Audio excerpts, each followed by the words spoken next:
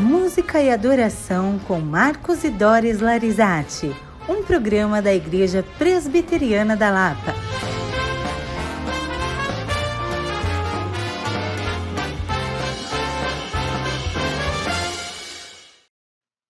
Muito boa noite, eu sou Doris Larizati. Sou Marcos Larizati. Hoje estamos aqui na Rádio IP Lapa, nas ondas da Fé Reformada e também nas ondas musicais. Hoje o nosso tema será Educação Musical. E para isso nós convidamos uma doutora e professora em música, chamada Cíntia Campelo. Muito boa noite, Cíntia, é um prazer tê-la aqui conosco. Olá, Doris. Olá, Marcos. Que bom ver vocês. Prazer é meu, né? Falar sobre música é fabuloso em qualquer tempo, né? Em qualquer momento. Muito bom. Muito bom. Cíntia, nós queremos começar o nosso bate-papo e você se apresentando, falando da sua formação em música. Começa aí para a gente ter noção da sua vasta experiência. Pois é, né? A música começou para mim meio, eu não vou dizer por acidente, é bem por providência, né? Mas quando eu era mais jovem, né, adolescente, o que não faz tanto tempo, né? A música era uma grande brincadeira. Tocar, cantar junto com o pessoal, era uma grande diversão. Com o tempo foi mudando, né? Eu comecei a ter mais conhecimento, eu comecei a entender um pouco mais o percurso, né? E de trabalho, assim, esporádico, em finais de semana, em igreja, virou profissão. E eu estudei música sacra, né? Sou ex-aluna do Seminário Presbiteriano José Manuel da Conceição. Eu também sou pedagoga, tenho uma especialização em linguagens da arte pela Universidade de São Paulo, né, pela USP, e tenho mestrado e doutorado em Educação, Arte e História da Cultura, né, um programa muito bacana, interdisciplinar, que a gente sai juntando tudo que pode, o que deve, tudo que coaduna para esse aspecto de educação, né, de formação musical, formação artística como um todo, né? Muito bom. Cíntia, e sobre instrumentos? Você tem um instrumento que você tocou, que você toca, já experimentou outros instrumentos? O que você já tem nessa área de música, assim? Eu gosto, né? Tudo que assim, claro, eu não domino todos os instrumentos. Tenho curiosidade, gosto de ouvir, gosto de perceber, né, de sentir as nuances, né? Mas, como brinca o Denis, né, o violão é minha língua materna. Nos instrumentos, dos instrumentos, né? Eu estudei também piano, né? Estudei estudo, flauta doce também. São os 3 instrumentos assim de trabalho meu. Mas dos 3, o violão eu digo que é o que eu mais me identifico. Talvez por ser o primeiro, não sei mesmo, né? Mas o violão para mim foi o primeiro instrumento, é o que mais me aquece o coração, tá? Que bom. Cíntia, partindo do pressuposto que algumas pessoas entendem que música é entretenimento, diversão, o que você acha disso? Nós sabemos que não é bem assim, não é? Aliás, é muito mais do que isso. Mas eu queria que você explanasse para nós, explicasse um pouco para esse público que talvez não entenda muito, né, sobre esse trabalho de educação musical, qual o papel da música, quais papéis ela desempenha na vida das pessoas, na sociedade, na cultura. Legal, Doris. É muito comum mesmo, né? E, claro, a música é um entretenimento. Muito. E eu acredito que é um dos entretenimentos muito ricos, muito caros, né? Muito, como eu poderia dizer, acurado, muito significativo, tá? Não, por favor, não é colocando a música em primeiro lugar e qualquer outro entretenimento em segundo, de forma alguma. Mas uma coisa que é muito da nossa cultura, né? Música é tido como um apanágio, um adereço, uma coisa bacana, apesar de o ser, mas o que a gente tem que pensar? Que música é instrução, tá? A música é um elemento, é uma expressão, né, da arte que tem um poder, aí o poder mesmo, tá? Muito forte, tá? Que vem a partir do sentido da audição, né? Que é aquele sentido que você Ó, não vou ouvir vocês agora. Fechei o ouvido? Claro, não existe. Eu vou escutar. Para ver, eu posso fechar os olhos. Não vejo. Né? Paladar, algum outro do tato. Mas a audição é aquele que você assim, não tem o controle mesmo. Você não tem como fechar 100%. O teu cérebro vai estar lá sempre captando alguma informação sonora, de maior volume e de menor volume. Né? E essa é uma das coisas que a gente deve pensar a respeito de música, né? Essa atuação que ela tem de poder de entrar, de invadir, vamos dizer assim, sem ser chamada, né? E é interessante a gente pensar na música também, seja ela com texto ou sem texto, né? Que ela conta história, ela te dá informação, ela é uma expressão, né? Ela retrata significações da vida, do presente, do nosso entorno, em forma poética. Isso é sublime, né? Ela conta história, seja verdadeira, seja de faz de conta. Ela brinca com isso, né? Quando a gente vai para o campo da biologia, é interessantíssimo, né? A música, se você olhar o mapeamento do cérebro, tá? Quando ele está em repouso, você dá aquela foto, vai filmando aquilo lá, ele está meio quietinho. Quando você dá um estímulo sonoro, tá? Não musical, sonoro, ele já pinta um pouquinho. Se é uma fala, vai ali, ó, pinta um pouquinho o cérebro e tal. Quando você coloca a música, vai o cérebro inteiro, tá? A música, essa expressão, nessa linguagem artística, ela estimula muitas sinapses cerebrais, o que é muito importante, principalmente na infância, onde as conexões estão sendo feitas, onde está havendo o desenvolvimento, né, da pessoa. É ali que a gente precisa de estímulo. E quanto mais estímulo, melhor. E o legal da música, Doris e Marcos, é o quê? Na compreensão dela, ela te dá um estímulo visual, você vai ler uma partitura, você vai acompanhar. E é assim, uma visão tão bacana que se vai para o piano, que são duas claves, você tem aquela visão mais ampliada, né, que a gente chama.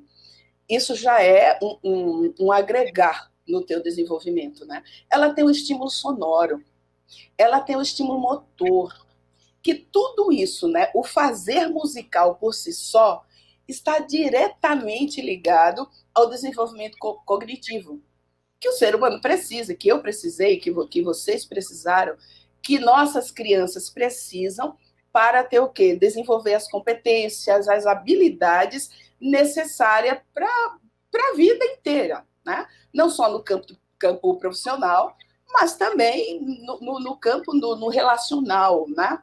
Que aí entra, né, a questão de fazer música e, principalmente, fazer música junto com tem outro sabor, né? Eu sempre digo, a vida do instrumentista é muito intensa. Tá aí o Marcos, né, que é dos bons instrumentistas que eu conheço, né? E você tem uma disciplina, você tem que ter aquela disciplina para o seu estudo e tal, mas ainda é só, tá? Claro, esse momento. Depois ele vai para o grupo, né?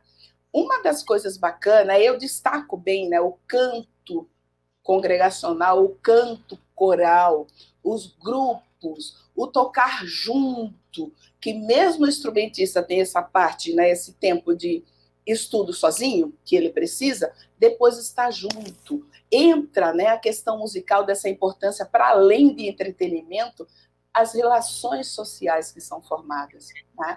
O conhecer, o se dar a conhecer, isso é importante. Né? E nesse ambiente musical, né, a gente encontra isso. Entrou a música, para além do entretenimento, ela te dá o espaço de história, de contar, de cantar história, com uma canção com texto, sem texto, né? A questão biológica, de desenvolvimento do cerebral, a questão cognitiva, motora, que está associada no aprendizado, principalmente quando a gente trata de musicalização, né? Dentro desse, vamos pensar assim, desse cabedal que é a educação, a formação musical, existe a musicalização, tá? Que normalmente é tida para crianças, mas a gente musicaliza adulto também, tá? Não, assim, não sou mais criança, perdi meu tempo. Não, o tempo não passou, o tempo está aí, né? E uma das coisas que eu percebo muito claramente nessa questão musical é a disciplina que ela traz. Certo. Você tocou numa questão aí que eu achei bastante importante. Eu, pelo menos, até passei por esse processo na minha gestação, vi alguns estudos, né? Enquanto eu estava gestionando, digamos assim, né? Gerindo aqui no meu ventre, tanto a Letícia quanto o Vinícius, exatamente nessa ordem, né? Eu ouvia bastante música clássica, e nesses estudos se falava disso, né? Como a música clássica, com a combinação, as notações musicais sonoras, estimulava as sinapses, a formação neural do bebê, e como isso, já desde o ventre, essa educação musical já se estabelecia. E é muito interessante isso, é verdade, né, Cíntia? O que você tem a dizer também sobre isso? Perfeito. Tem estudos, Doris, eu lembro de uma das aulas que eu tive a respeito de harmonia. E o professor trouxe, né? Eu não vou lembrar o artigo agora, faz um pouco tempo. Sim, tem muita coisa ainda. Mas é interessante, sim, porque o feto, já no ventre, ele escuta. Né? O feto, ele é gerado no ambiente sonoro, certo? A partir daí. Os fluidos, a circulação sanguínea, tudo isso é som. É o primeiro estímulo que ele tem, é o som, claro. E esse é o som não musical, tá? É o som normal, assim, do espaço dele. É interessante saber também que o feto escuta a voz do pai, da mãe do lado de fora. Reconhece. Né? Ele reconhece, ele já vai, claro, né? Fazendo uma linguagem coloquial. Olha, é aquela voz muito legal que fala de um jeito assim, muito carinhoso, que me aquece, né, o coração, que me acalma, tal. E o que você escutou, ele escutou também. Sim. Tá? E só fazendo um parênteses aqui, a voz mais aguda da mulher, né? Ele tem essa referência em relação à mãe, né? Que as mães falam, oi, meu bebê, tudo bem? Né? A gente fala exatamente, a voz do pai é mais grave, mas mesmo assim há essa memorização, né? Desde o ventre, desse cuidado. E é tão interessante, Doris, como eu estava falando, esse professor trouxe que às vezes, quando a mãe tomava um susto, ou estava estressada, problemas em família, problema em trabalho, que acontecem em período de gravidez, né? E o coração ficava descompassado, existia algumas peças, existem, né? Algumas peças do bar, que quando se colocava, o batimento cardíaco da mãe e feto começava começava a equalizar novamente, só pela audição. Isso evitava trazer medicação, né? Que é o que tanto se tenta evitar no período de gestação, para que tudo vá normal, né?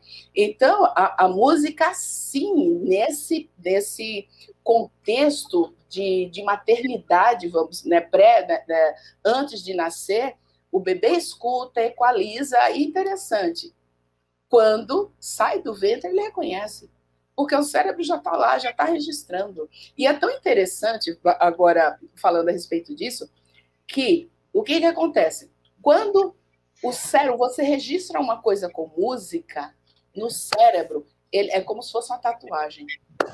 Tá? Com o tempo você pode, assim, o que é mesmo? Como é que é essa canção? Havia, e sai puxando, daqui a pouco vai trazendo e não esquece. Tá? Então,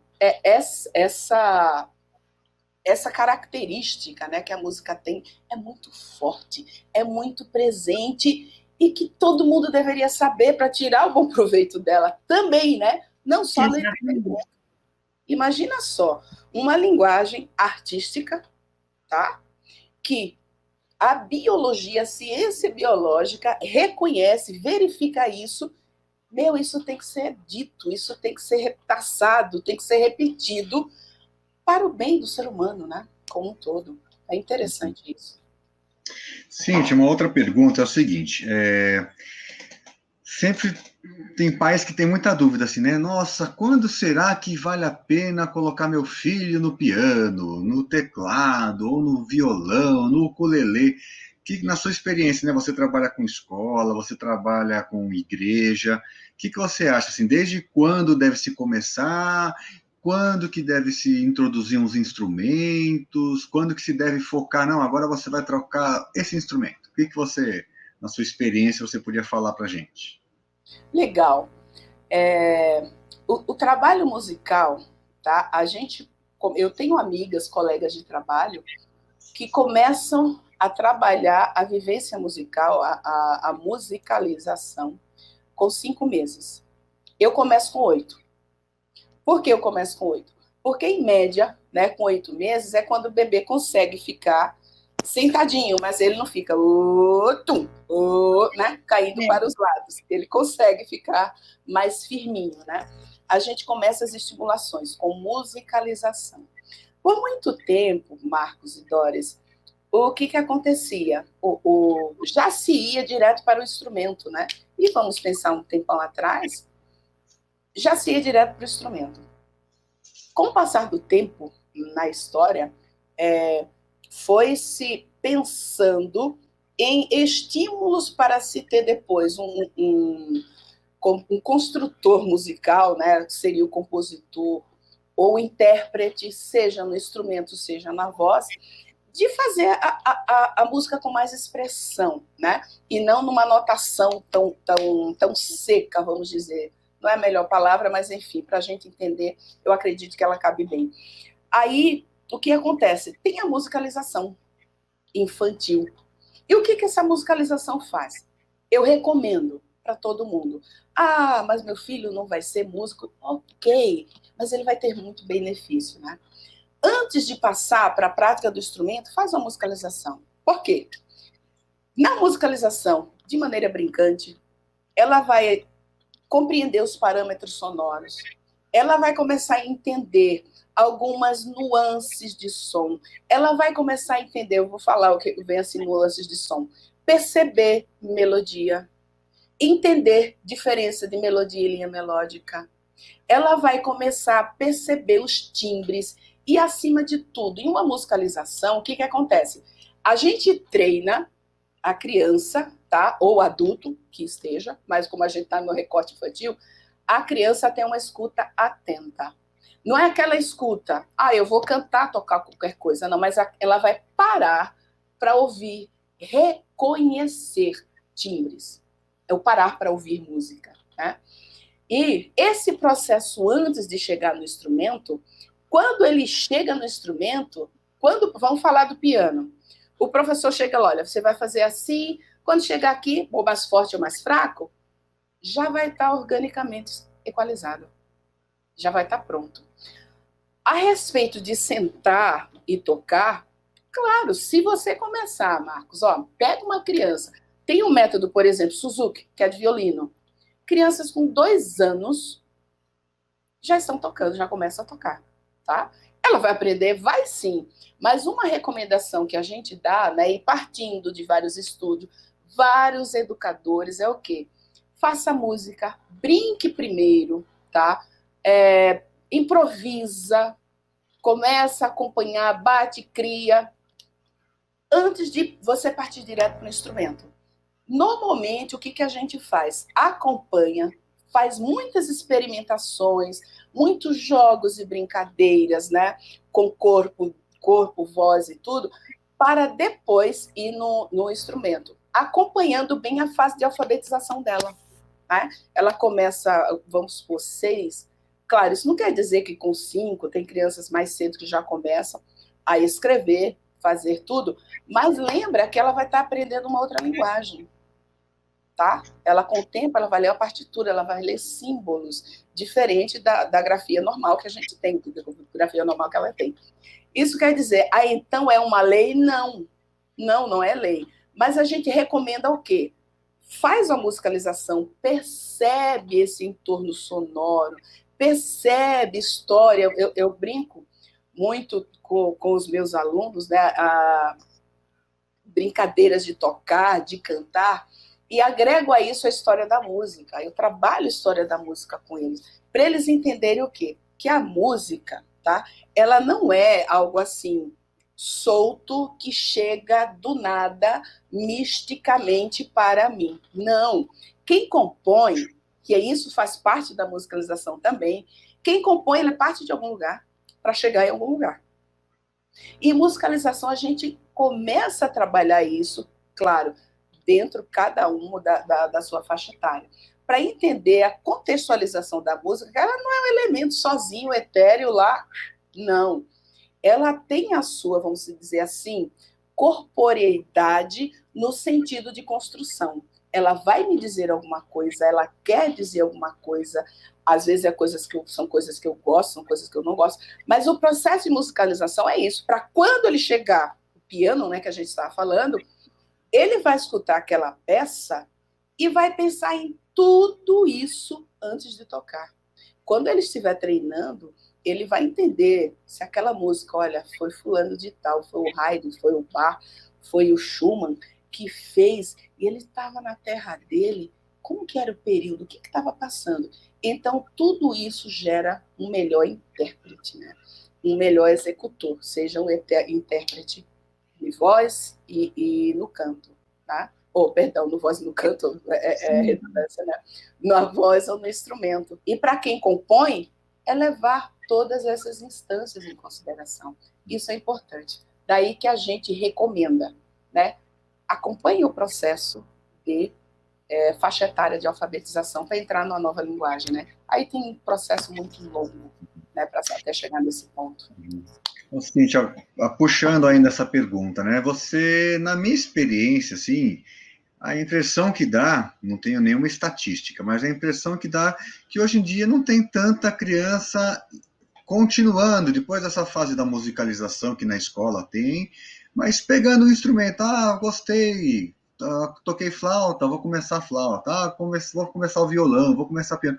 A impressão que eu tenho, pelo menos, é que menos adolescentes estão tocando um instrumento hoje em dia. Você acha que isso é verdade ou é... Olha, nós temos o estatístico da nossa casa. Porque, como eu disse, né, fiz um breve relato, desde o ventre, né, as crianças já cantavam cantatas comigo na gestação. Sempre tivemos brinquedos musicais. Em casa sempre cantei, o Marcos tocou. Bom, a Letícia até que foi mais persistente, né? Piano, violino, violão. Vinícius foi bateria. Mas nenhum dos dois, ela optou por cantar, nenhum dos dois seguiu, assim, pegou um instrumento a sério. Nenhum falta toca. de estímulo não foi. É exemplificar, né? Que eu não sei o que acontece. Ai. Não sei se faltou mais disciplina dos pais, mas não pode ser uma obrigatoriedade, né? A criança acho que tem que gostar também. Mas assim, só para citar um exemplo caseiro. Legal. Acontece assim, existe também um peso cultural, tá? Nisso. Com isso também não estou dizendo que a cultura domine 100% tudo, tá? Enfim. O que acontece? Você tem um estímulo, vocês deram, né? Eu conheço vocês, eu conheço a musicalidade de vocês, eu conheço, né? Mas existe também outra coisa, que é o gosto. Exatamente. Tá? E existem crianças que a linguagem dela, talvez quando vai crescendo, não é musical. Esse é um ponto, né? Eu tenho alguns alunos que fazem música comigo, tocam, são excelentes. Mas eu já vejo, né? A gente troca muita figurinha no trabalho, eu, professor de arte visual, que é o quê? Eu falo, a vibe desse fulano ou dessa fulana é mais na arte visual. Vamos lá, pega e leva, né? Existe isso também. Existe também, Doris, o quê? O peso maior no nosso contexto é o quê? O que é mais importante? Eu desenvolver, trabalhar bem a música, ou, olha, eu vou pegar nas disciplinas, eu vou ter que fazer vestibular e assim vou. Tá? Então, existe muito essa tendência. Dependendo de onde o que se estuda, a instituição, o que se é cobrado, você vai tirar tempo de algum lugar para poder estudar, para poder fazer. o que é preciso ser feito. E onde é o menos prejudicial? A música. Sim. Existe também uma outra relação, penso eu, que é o quê? Sabe o pensar música e entretenimento? Ah, música é entretenimento. Isso não vai... Eu posso ficar sem. E claro, você pode ficar sem. A gente não consegue ficar sem comer, sem beber e sem dormir. Essas necessidades básicas assim. Então, isso, por outro lado, por si só, começa a retirar o olhar, vamos dizer assim, essa compreensão de saber que é bom. Entretanto, né, por outro lado, eu tenho colegas que trabalham com headhunter, né, que caçam profissionais, o tocar o instrumento ou cantar em algum lugar, participar de um coro, tem sido um diferencial para a contratação. Sim, sim. Eu observo também, só fazendo um complemento, não sendo também cruel, né? A Letícia, por exemplo, tem uma memória musical ótima, ela tem uma facilidade para gravar músicas em inglês, a melodia, então isso realmente foi produtivo, e ela, de fato, foi para o canto. E aí, mas a gente observa também que essa nossa cultura está, né, muito mais eletrônica, né? Até a ausência de músicos mais clássicos, mais eruditos, né? Isso vem de família, a gente também tem constatado isso, né? Por exemplo, o Marcos veio dos pais, a influência do avô, da tia-avó, né? Era de família. Eu não tive esse privilégio, mas parti para o canto, né? Com essa musicalidade. Mas isso é importante, que precisa ter um estímulo, não é? Em todas as formas. Uhum. E assim também, eu acredito que existe um peso, e eu verifico isso, né? Eu sempre estimulo os meus alunos, eu procuro fazer com que eles percebam elogios, olha, você é bom nisso, você está fazendo isso muito bem, e fazer porque é bom. Mais Sim. Uma coisa, né, do nosso entorno, de uns anos para cá, Doris, o que acontece? Penso eu, a gente está numa geração 1, 2 já. Tá? A gente quer uma coisa rápida. Primeiro, isso é um ponto.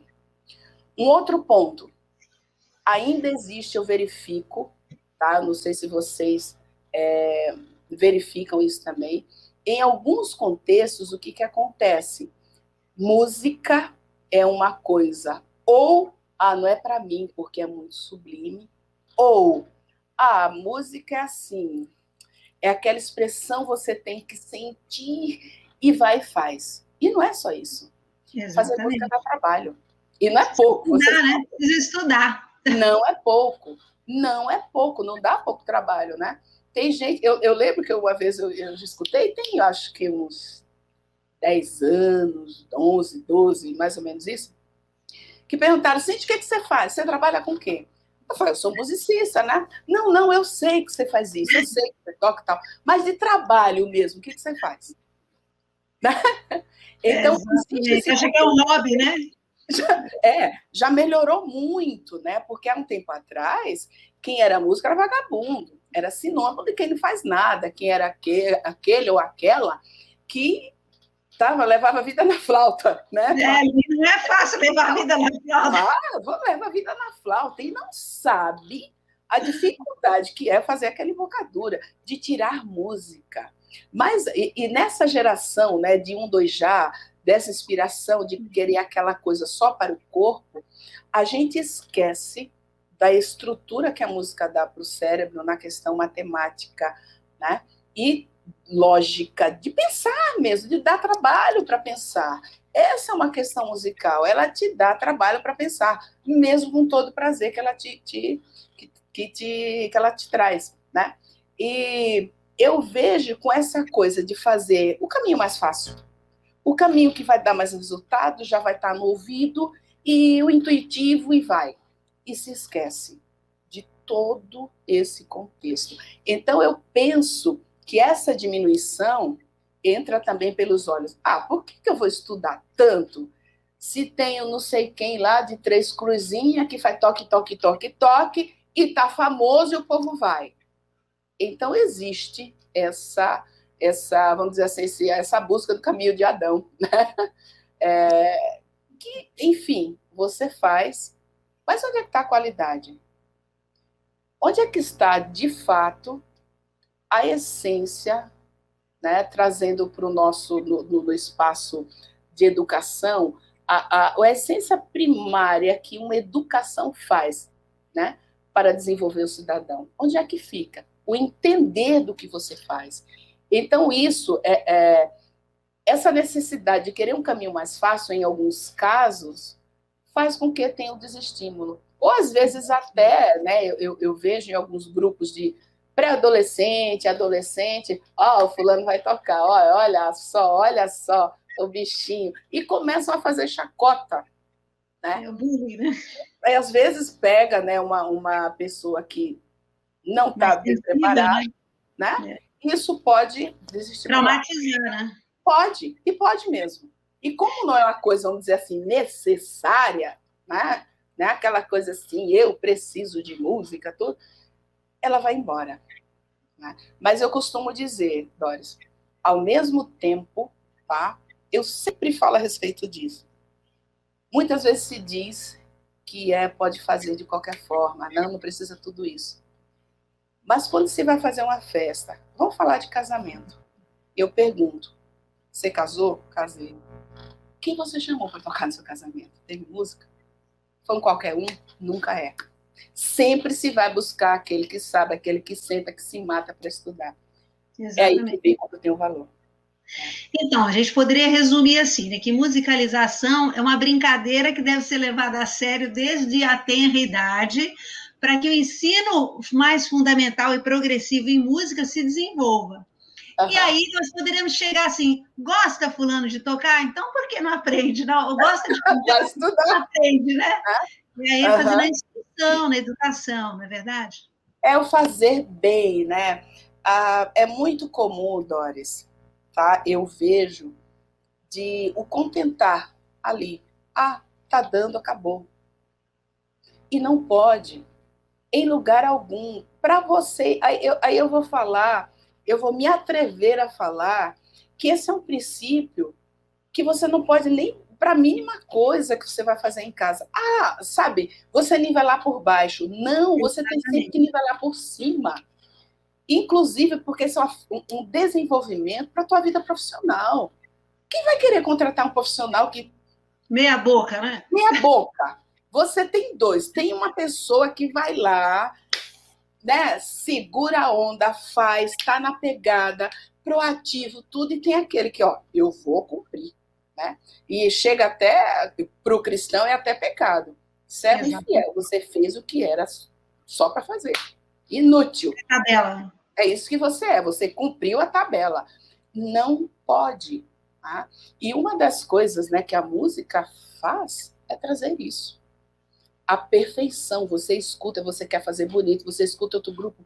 Cara, olha que referência, olha que som. Ninguém quer escutar. Quem entende um pouquinho de música, Doris, não quer escutar, sabe, um qualquer coisa. Já vai reconhecendo, faz bem você ouvir uma coisa boa. Né? Só que precisa do esforço. É preciso essa mudança mesmo, eu acredito, de cabeça, de pensamento.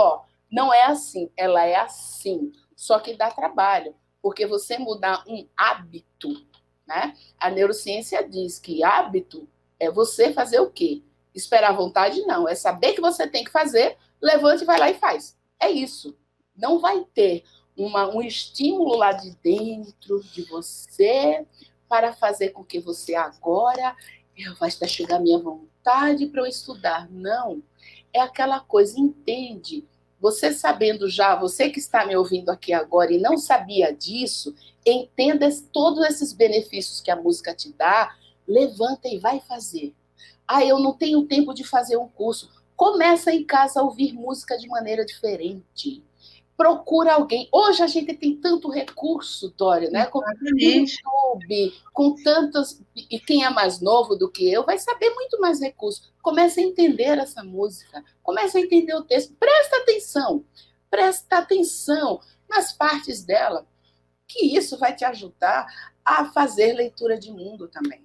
né? Porque Nós estamos aqui exatamente com esse propósito, né? Música e adoração, particularmente no tema de hoje, educação musical, para mostrar para as pessoas a importância da música, os significados, os benefícios e como isso vai te fazer um ser humano melhor. E, perfeito. particularmente no campo cristão, como Deus se agrada das coisas bem feitas, entoadas com o coração, com a motivação necessária, né? Então, é isso que estamos aqui, sendo educativos na área musical também. Uhum. Cíntia, Perfeito. por falar em coisa boa, queria que você contasse alguma experiência pedagógica sua na área da música, alguma coisa marcante que você possa contar, que você já fez, que ficou muito bom, que você gosta de compartilhar. Algum exemplo aí. Olha, Marcos, eu sempre tenho, Deus é muito bom, tá? Eu gosto de trabalhar com o que eu trabalho, perdão, com a linguagem musical, em qualquer faixa etária, qualquer uma, em qualquer lugar, eu gosto de fazer. Mas eu acredito que trabalhar com criança, no popular, não tem dinheiro que pague. É isso, né? É muito rico, porque criança, na espontaneidade infantil, né, que é bárbara, quando ela começa a entender a proposta que está sendo, quando ela começa a ser educada musicalmente, né, nesse nosso recorte, acontecem coisas interessantes. Eu tenho gratas surpresas com crianças, eu registrei 2 aqui, vieram 2 na cabeça, mas eu lembrei de uma outra. Uma vez, eu estava com crianças o grupo era de 7 anos. A gente preparou a música, né, no trabalho tal, e na realidade foram 3. E cantamos a primeira, a segunda. Na última, eu não vou lembrar qual era a música. E quando a gente terminou, eu vi 2, 3 meninos conversando. Bateu no ombro do outro assim, cara, a gente cantou mal pra caramba essa aqui, né? Todo mundo gostou, ficou bonito, ficou lindo. E continua a frase, pô, no ensaio a gente fez melhor, né? Isso é bárbaro. Ela entendeu a proposta, se ouviu o colega, sabe do que fez e viu que naquela hora, aquela canção, as outras não foi boa. O que eu posso querer mais? Uma criança assim, ela está pronta para, quando pegar o trabalho dela, 18, 20, 30, sei lá quantos anos, eu fiz isso aqui. Mas eu podia ter feito melhor. Ou, se eu tivesse lido mais aquele livro, esse meu trabalho seria melhor. Essa é uma das situações muito bacanas, né? Uma das que me deixou assim, ó, o mundo pode acabar amanhã, eu estou feliz hoje. E você teve alguma experiência assim de superação? Alguma criança que tinha alguma dificuldade auditiva, ou mesmo vocal, que você viu que com o trabalho de musicalização, essa criança reverteu a situação e conseguiu se desenvolver? Sim, tenho... terapêutica, né? Até da música, que também é importante, Isso, uma vertente... A gente tem alguns alunos com necessidades especiais, né? Eu lembro de um aluno que... Eu vou pegar ele, tá? E ele tinha TEA, né? Transtorno do espectro do autismo. E o autista, ele curte música, numa certa medida, mas não gosta de muito volume. A intensidade tem que ser menor. Tá? E tem muitas estereotipias, né? De bater, de não parar. Tá? E eu lembro, ele falava pouco, tá? Ele tinha uma repetição de mais ou menos numa determinada região, que era perto da nota Lá, Sol, Lá, ali, 3. Tá? E claro, e autista, né, não tem essa questão relacional, essa questão social. E eu lembro, conversando com a professora no momento, a gente pensando de como fazer, e tudo mais, me veio uma ideia, porque o que a gente queria? Não é mudar o mundo, gente. Entenda que a música não vai mudar o mundo. Não, não muda. Mas ela ajuda muitos aspectos esse mundo a ser... Ela muda o nosso olhar face a esse mundo para que a gente transforme algumas circunstâncias. E foi interessante que com essa criança, aí o que eu pensei, nada estava dando muito certo.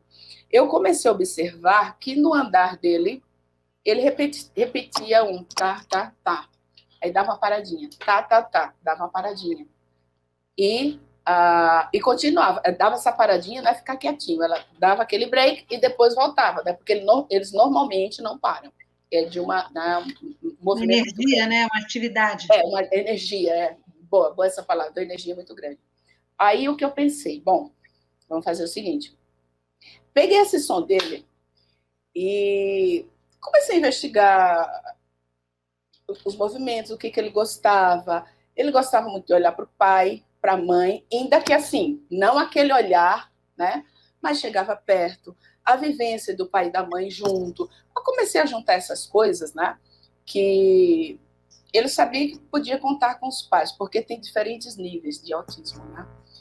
E o que foi que eu fiz? Eu fiz uma música, né? Que eu começava a brincar com ele, né? Cadê você? Cadê você? Aí, quando ele ouvia a minha voz, ele já começou a fazer uma parada. Isso, Doris, com o tempo, tá? Não é coisa de uma semana, 2, 3, não. É tempo. Eu estou reduzindo aqui. E eu pensei nesse movimento dele, aí eu escrevi um shot. Que é a música Cadê você? Pam, pam, pam. Será que o meu dia vai ser bom? E a partir da nota dele. Quando eu fazia Cadê você? Ele não cantava, mas ele já parava. Sim. Ele começou com o tempo e começou. E com a turma, claro, quando eu trabalho com uma criança com necessidade, eu não posso ter o foco só nela e esquecer dos outros. Tá? Então, foi o que eu fiz. Gente, ó, pezinho, pá, pá, pá, pá, a levada do shot, né? Pá, pá, pá, pá. Tá, tá, tá, tá, tá. Então, todo mundo cantava, todo mundo fazia, ele não cantava.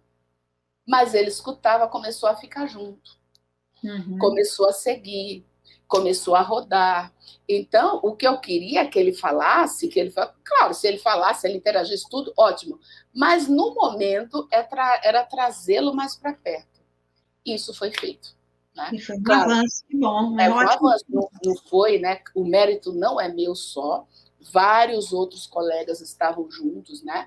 E porque a gente não chega em lugar algum sozinho, né? Não acredito disso de forma nenhuma. Então, vários profissionais estavam juntos e nós conseguimos, né, fazer isso e ele conseguiu. Aí foi aumentando, foi desenvolvendo, foi reconhecendo, conseguiu sentar, riscar, escrever. Hoje ele já está bem mais velho, né? Que bom. Muito bom. Cíntia, você colocou nas redes sociais há um tempo atrás, falando assim, fazer música deve ir além de uma aspiração profissional. Você podia explicar melhor esse pensamento aí seu que você escreveu lá? Olha, eu, Marcos, às vezes eu penso, eu sou uma sonhadora. Mas é importante, né, gente? Toda artista, né? Sabe? E eu não deixo de sonhar, não, sabe? Independente do que eu escuto, do que digam, não, eu acredito, o sonho, a imaginação, todo esse, né? Quando eu coloquei isso, de fato, eu acredito, não é uma aspiração profissional. Eu penso nessa colocação que a música, aí vamos falar, sem falar no plano vertical, no horizontal, né? No vertical, no horizontal, a música do ser humano. É humana, a gente foi criado para música. Mesmo que a pessoa não cante, é tão interessante, tem uma linha da psicologia que traz na divisão da estrutura musical, ritmo, melodia e harmonia, traz que o ritmo tem um poder tão forte, e realmente tem, tá? O ritmo está na nossa linguagem, na língua falada, mas na cantada, né, ou na tocada, na executada, O ritmo é aquela coisa que ele te pega. E você não conhece a música, mas fica lá com a mão, com o pé, passa batendo. Ou vai com o corpo. Não precisa conhecer. Ele te pega, né? Ele te leva. É tão natural para o ser humano fazer música, entender, viver música, que a música é para ele, a música é para o humano, né? Eu tenho um educador chamado Kohreuter, que ele fala isso, a música é do ser humano e a gente não pode privar de ensinar isso, ensinar que ele pode cantar bem, que ele pode tocar bem, que ele pode compreender, fazer uma leitura de uma obra, tá? Olha que maravilha, você pega, do jeito que você pega uma imagem, você escuta uma música e faz a leitura dela, você compreende o processo de criação, você compreende a questão da escolha de instrumentos. Isso é bárbaro, tá? E somando ao que a gente já falou anteriormente, na questão de cognição, você entender tudo isso é fascinante. Aprender, mas só porque você é profissional? Não, gente, aprender é bom.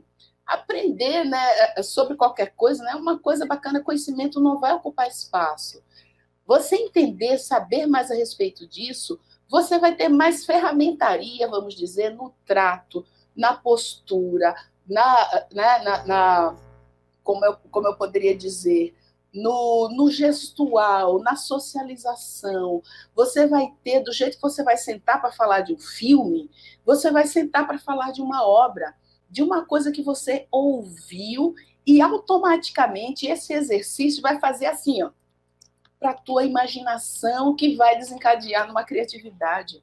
A gente, para criar, e hoje o mercado pede tudo criatividade, e está certo, é assim. Aliás, penso eu, sempre foi.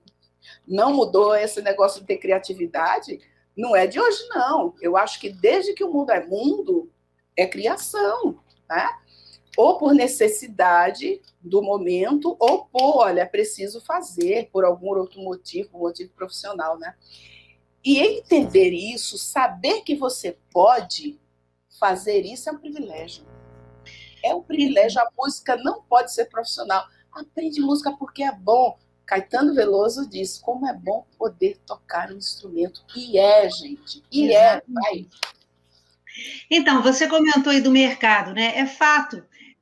O mercado é tão ávido e tão estratégico nisso que criou até o termo, né? Música chiclete.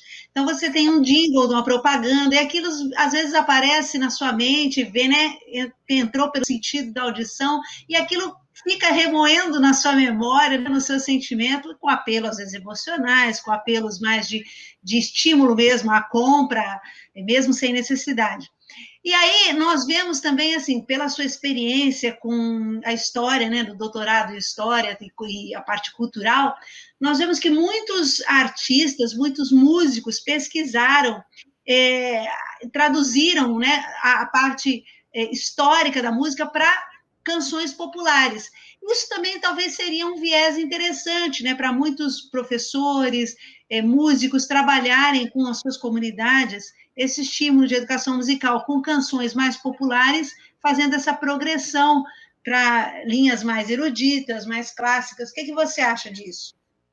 É interessante, né, Doris, porque quando a gente começa a falar de alguma coisa que é familiar, é mais confortável. E se você está começando falando de uma coisa que está no meu ouvido, eu cresci, eu reconheço, é bacana, inclusive para eu até ter uma vez de inserção, uma via de inserção. Tá? Se vai falar, vamos supor só, vou falar agora de uma música húngara. Muita gente conhece, eu sei disso, mas não é tão próxima. Mas eu vejo com muito bons olhos esse trabalho com a vertente popular. Aí, quando eu falo em música popular, né, em cultura popular, é a cultura nossa mesmo, aquela que a gente vive, aquela que a gente faz e refaz, que a gente inventa, cria, se reinventa, né, em todos os aspectos. E no campo musical, por que não? A música nossa conta a nossa história. Né? Exatamente. Quando os italianos chegaram aqui, eles não pegaram a nossa música e ela ficou.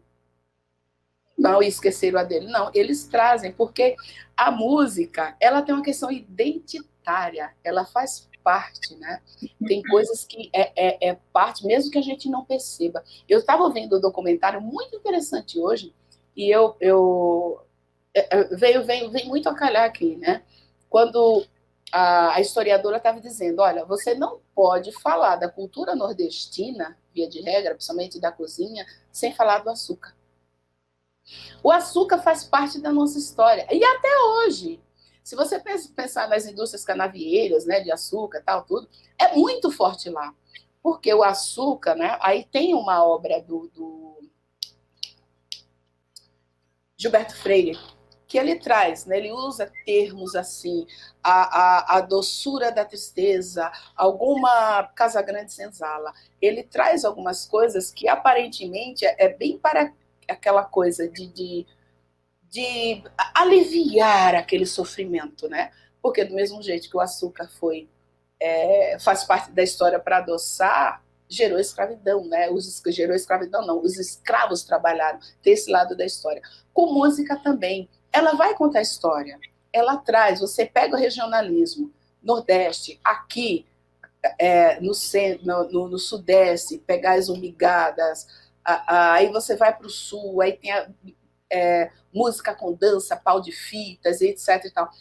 Tudo isso são caminhos para você chegar e não pensar que eu não penso dessa forma. Tem gente que diz assim, né? Tem muito essa conotação de que o que é popular é menor, o que é clássico, que é o erudito, é lá em cima. E não, são músicas.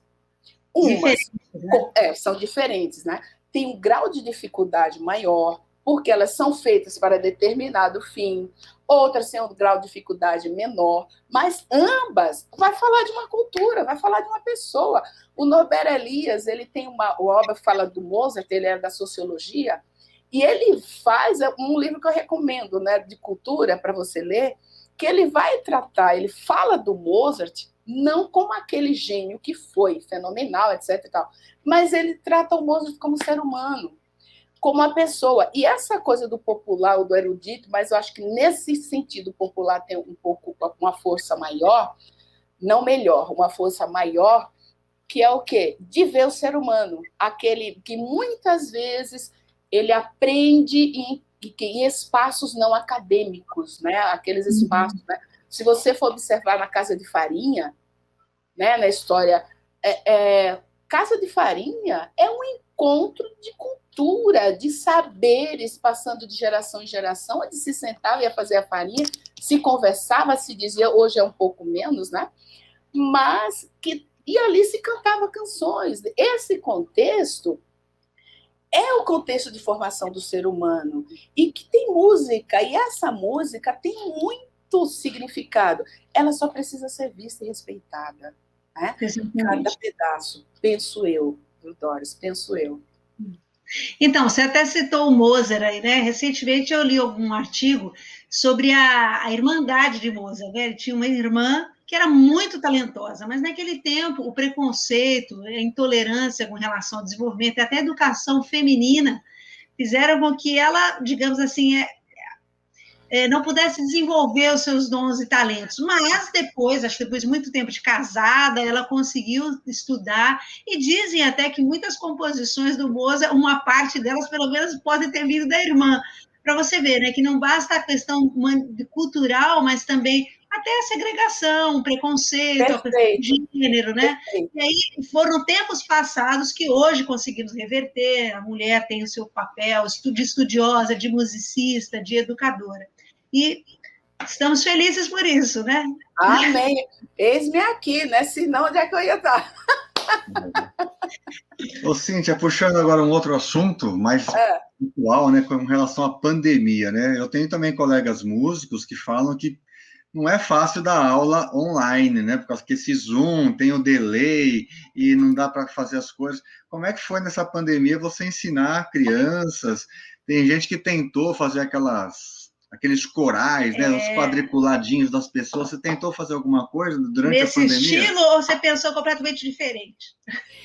Assim, com as crianças, os quadriculadinhos funcionaram diferente, né? Claro, uma prática de conjunto fica difícil. Aí é que entra, né? Você na educação musical, claro, a primeira coisa é o fazer, né? Tem um educador, o Swanwick, e ele tem uma classificação, né, de 5 pontos, que o primeiro ponto que ele traz é o fazer, o criar. Você bater, você tocar, você fazer. E eu defendo isso com ele. Só que fazer em conjunto não dava. Mas eu podia fazer separado. E o que, né? Dentro desse arcabouço de educação musical, existem outros recortes. Então, se eu não posso fazer uma prática ali com o meu aluno em grupo, a gente trabalhava, e é o que eu faço, né? Agora a gente voltou nessa semana, e dá para fazer coisas em conjunto, voltou naquela parcialidade, né? Respeitando lá a normatização da nossa saúde. E o que foi que eu fiz? Eu vou para outro recorte. Conhecimento de estrutura, perceber os parâmetros sonoros. Eles continuaram a cantar, continuaram a tocar, só que sozinhos. E então eu negociava com eles, olha, hoje no nosso encontro, fulano, ciclano, beltrano, vai tocar pra gente, vai lá, repete. Trabalho muito com repetição para depois a gente entrar no processo de criação, né? E eles tocavam. Prática em conjunto não dava, fazer com eles. A criança, principalmente que eu estou trabalhando com crianças menores, de até 6, 7 anos, elas precisam ainda de uma referência ainda presente, de estar junto, né? Para fazer a prática em conjunto. Então, essa não dava. Mas eu podia fazer o quê? Olha, vamos tocar assim. Colocava uma música, aí, olha, fazer essa marcação, pá. Trabalhava a pulsação, o reconhecimento de ritmo, essa diferença. Agora, mais forte, agora mais suave. E fazia isso. Para eles gravarem, cantarem alguma coisa, é muito difícil. É uma exigência muito grande, principalmente se eu não estava junto para ouvi-los, para corrigir se a postura do corpo estava legal, se a entonação, se seu aparelho fonador estava montado certinho, se, né, aquecimento, todo esse processo para fazer ficava mais difícil. Mas essas outras coisas é possível trabalhar. A prática em conjunto a gente vai esperar um pouco, né? Somente para os menores. Mas dá para fazer bastante coisa.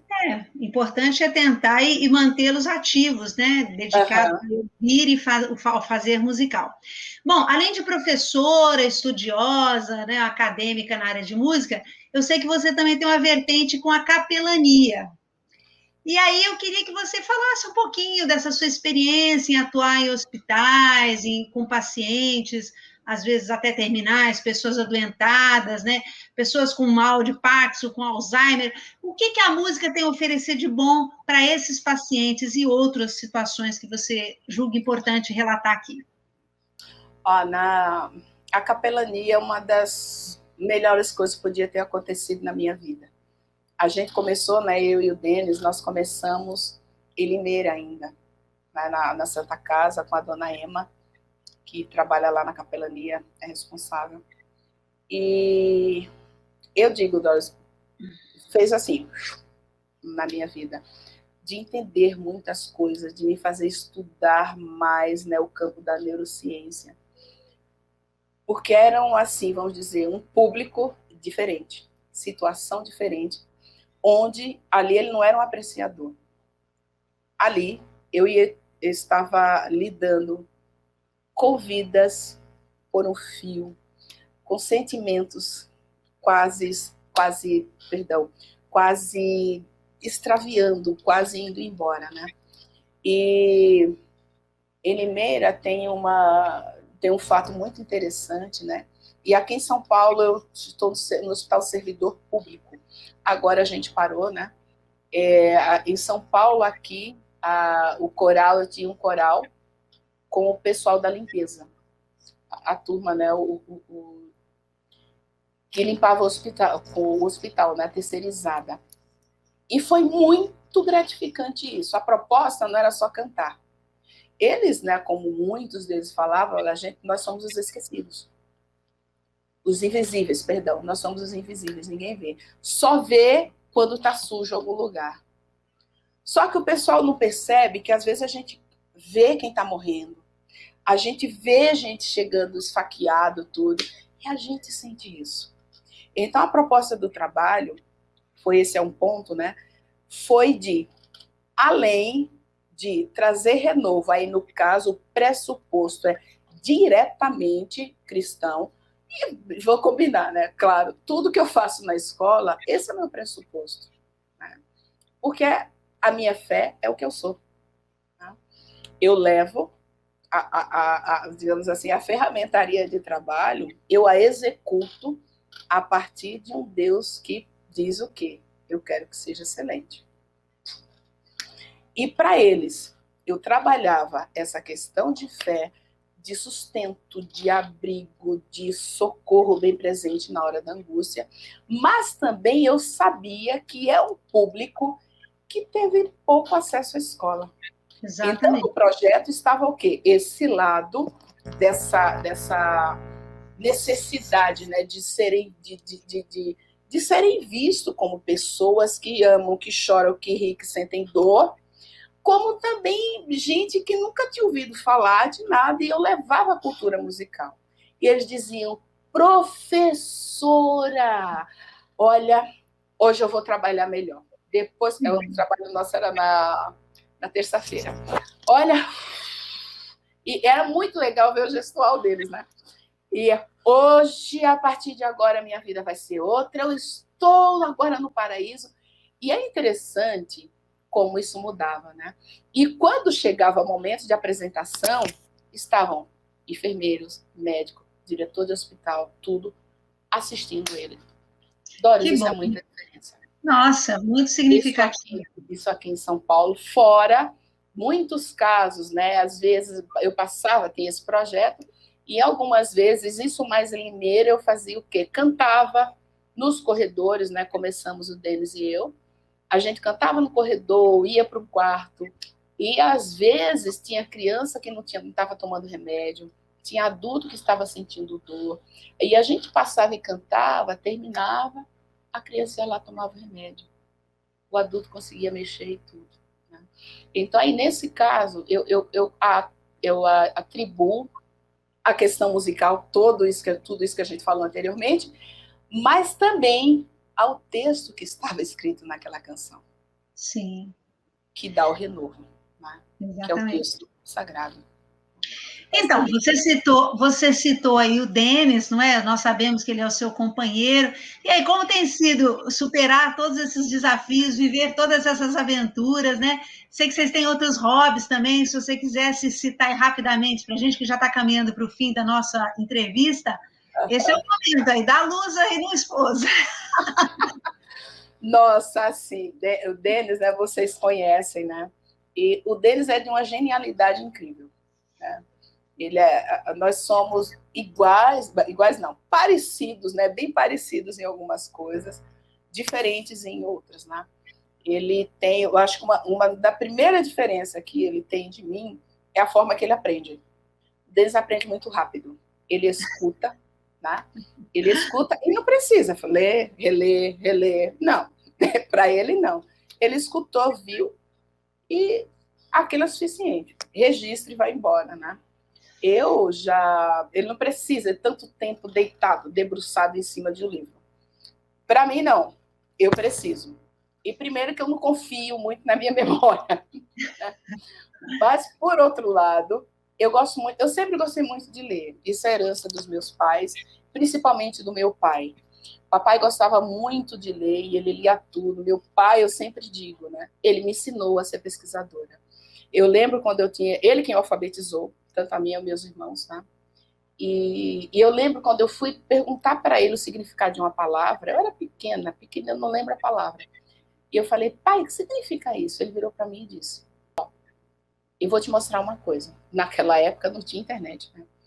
Ele chegou no dicionário e falou, isso aqui. Aqui você vai ver o significado das coisas. Eu estou te ensinando isso para que daqui a algum tempo, quando eu estiver aqui, você vai saber fazer isso sozinho. Exato. Então ele ensinou, ler para mim é um prazer, não é, sabe, às vezes eu canso, a cabeça cansa, né? Mas para mim é prazeroso. E eu preciso disso. O dele já não. O dele já tem essa sacada, ele pega. Mas a gente fez, né, esses ajustes bem antes de casar também. Olha, fomos o mais transparente possível, né? Para que, olha, eu sou desse jeito. Eu preciso de um tempo assim. E eu também sou assim, né?